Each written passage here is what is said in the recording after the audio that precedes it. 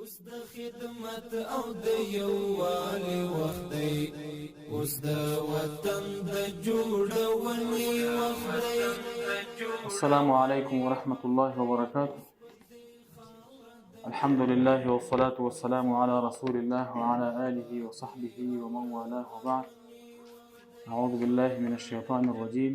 يا أيها الناس إنا خلقناكم من ذكر وأنثى وجعلناكم شعوبا وقبائل لتعارفوا إن أكرمكم عند الله أتقاكم إن الله عليم خبير.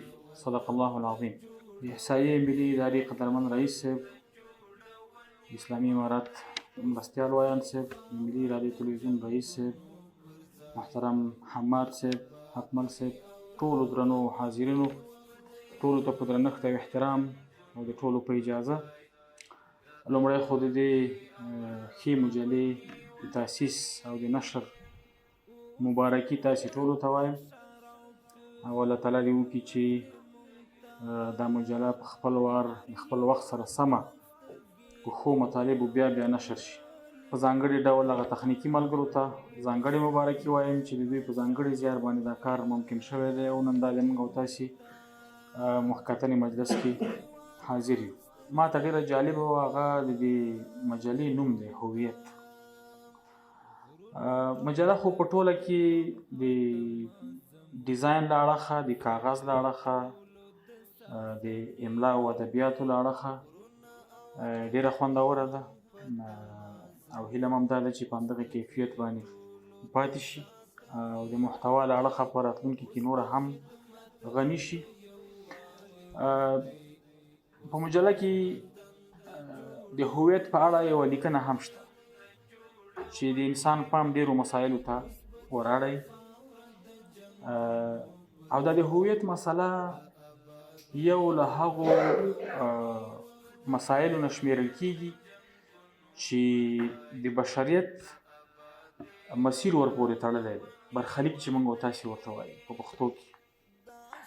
که په د هویت په نوعیتونو کې مشکل پیښ شي په خپلو مختلفو ابعادو کې، نو بشر د پاڼ په غاړه ولاړ دی او ورکېدونکی دی.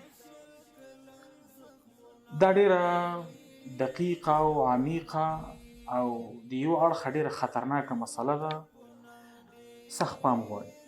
دغه آیت چې ما درته ولوستو دا په دې مقاله کې شته، او په دې مقاله کې د هویت د ډولونو هغه عناوین هم شته چې هویت په څو ډوله دی، هغه یې ذکر کړي.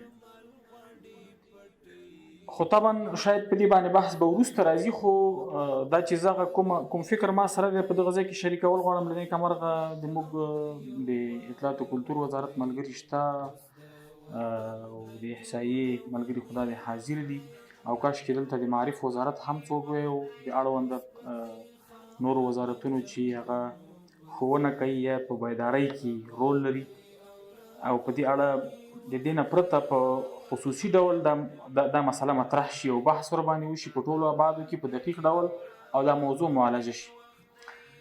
قدرمنو ملګرو، ډېره واضحه خبره ده. یو وارې خو بشر داسې اندازې ته ورسېده چې ځان یې د ډېر غرور له امله د انسانیت له کچې ډېر پورته ویوړ. د دین نه منکر شو، د الله تعالی د وجود او د هغه د احکامو نه منکر شو، ویلې چې انسان ته انسانیت کفایت کوي. معنا دا ده چې انسان په خپله د ځان خدای دی او ځان ته باید په خپل احکام صادر کړي. همدا وجه ده چې اوس په نړۍ کې نه انسان چې څه غواړي په هغې کارونو باندې انسان بوخت دی. اوس انسان دغې حد ته په دې خپله خدایۍ کې رسېدلی دی چې نږدې دی چې ځان بیخي د هغه په لوېدو کې، یعنې یو طرف ته دې ته متوجه دی د خپلې ډېرې کمزورۍ سره چې ځان د العیاذ بالله د پروردګار نه پورته بوځي، خو بیرته بیا دومره کمزوری دی، لویږي تر دې حده پورې رسېږي چې داسې پدیدې یا ښکارندې په نړۍ او په بشر کې پیدا شوي دي چې ځان د انسانیت د حد نه په هغه لوېدو کې وباسي. مثلا موږ او تاسې لولو هم لیدلي دي، بیا هم لیدلي دي، شاید د ډېرو ملګرو ورپام شوی هم وي. ځینې انسانان په نړۍ کې شته دي، هغه کوشش کوي چې ځان د انسانیت نه وباسي، ځان العیاذ بالله شیطان ثابت. یو څوک سرجري کوي او کوشش کوي د خپل شکل بدلوي او بیا هغه عملیات کوي او جراحي کوي چې دایما شکل انسان ته ورته شي، او نو دی ولې غواړي چې شیطان شي؟ دا د خپل هویت نه خبره ده. په لومړي کې چې الله تعالی فرمایي یا ایها الناس، ای انسانانو، دی په ځان نه دی پوه چې زه انسان یم، او د انسانیت د دایرې نه پورته وتل هم ماته ممکن نه دي، او ښکته ته چې وځم هم زه د بشریت نه وځم او د خپل ټول انسانان چې دی هغه د ژوند نه وباسم. ډېر داسې خلک شته دی چې هغه بیا په خپله نوعه کې شکمن دی، وایي چې ما خو دا شکل د نر دی خو احساسات مې د ښځې. بیا نو دا غواړي چې دا خپل هغه بدل کړي، جنس بدل کړي، وایي نه زه ښځه یم. او عجیبه دا ده چې په ښځو کې داسې څوک پیدا نه شو چې ووایي چې ولا زه خو یم ښځه خو احساسات مې د نر دي، او هغه کوشش وکړي ځان نر کړي. هر ځای کې چې موږ ګورو چې جنسیت بدلوي، د خپل نوعیت بدلوي، نر راپاڅېږي ځان ښځه کوي، یعنې سړی حیرانېږي. دا مسله ټوله دغه هویت پورې تړلې ده. انسان باید دا هیر نه کړي چې زه انسان یم.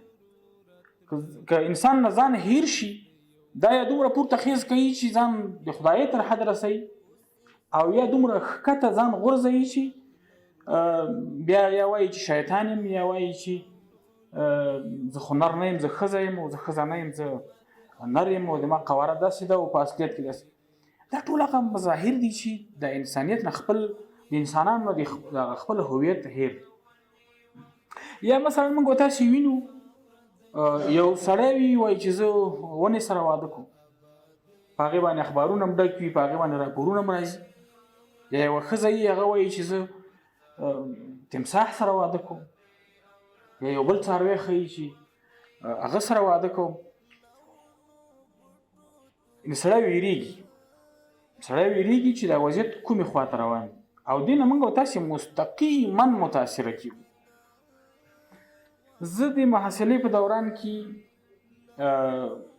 موږ فلسفه ویله، د فلسفې په مضمون کې ما ته د پراګماتیزم په اړه یو 10 مخه صنفي بحث راکړی چې ته په دې باندې لیکل وکړه. لټېدم ګرځېدم، یو ځای کې په مخه په عربي تعبیر راغی، ګولم په مخ فلسفه حماریه، یا په پښتو په اصطلاح د خرطوب فلسفه. ما خدای د خیر پېښي چې دا به څه دا باندې خلک راجمع شوي دي او په دې بحث کړی دی چې ژوند ډېر تریخ دی او سخت دی، او چې څومره ته جدي اوسې دغومره تا ته مشکلات. نو د دې مشکلاتو نه د وتو لاره څه ده؟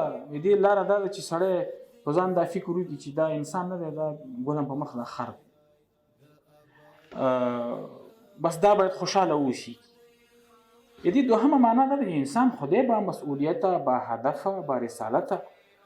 دا باید د ځان د ژغورنې په خاطر، د بل انسان د ژغورنې په خاطر، د خپل انساني ټولنې د ژغورنې په خاطر په ځان ډېر مشکلات تیر کړي. چې د مشکلات تیر نه کړي، انسان خو تباه کېږي، خو دا چې هغه د چا په نوم ځان بچ کوي هغه ورسره تباه. ځکه دا هر څه چې ژوندي دي خو د انسان لپاره ژوندي، د ځمکه او اسمانونه او دا کون او په دې کې د شته موجودات دا ټول د انسان لپاره دي. نو هویتي مسله دغه د شکلي معرفت نه ورأخوا په نورو ډېرو ابعادو کې په ډېر عمق باندې مطرح ده، او نظامونه دې ته کار کوي، فلسفي دې ته کار کوي چې انسان لاره ورکه کړي. او د هغې وجه دا ده چې د اوسنۍ نړیوال نظام ګټه په دې کې ده چې انسان پاتې نشي. انسان د یو موجود په حیث باندې لکه نور موجودات چې دي په دې دنیا کې ژوند وکړي، او نور د فکر ونه کړي چې نظام څه ډول دی، خیر او شر څه ته وایي، حق او باطل څه ته وایي، معروف او منکر څه ته وایي، صلاح او فساد څه ته وایي، ارزښت څه ته وایي، انسان څه ته وایي، علم څه ته وایي، تاریخ څه ته وایي، کلتور څه ته وایي، د انسانانو ترمنځ هغه تواصل او ارتباط او تماسک دا څه ته وایي، کورنۍ څه ته وایي، مور څوک وي، پلار څوک وي، ورور څوک وي، خور څوک وي، ترور څوک وي، ماما څوک وي، قوم څوک وي. دا موضوع باید ورسره مطرح نه وي. ولې په دې انسان باید په دې دنیا کې د قیامت ورځ وي او دی باید یو وارخطا ژوند وکړي او هغه 5 کسان چې د واک په ګدۍ ناست دي او دا ټوله دنیا یې په د منګول کې نیولې ده او دغسې ورسره دا دنیا په منګول کې پاتې شي. دا مسله که څه هم په هغه شکلي بعد کې د هویت مسله دې ادارې پورې مربوط ده، خو په آګاه کولو کې او په پوهاوي کې دا اداره ډېر رول لري. د موږ اطلاعات او کلتور په دې کې ډېر رول لري، د موږ د تعلیمي نهادونه په دې کې ډېر رول لري.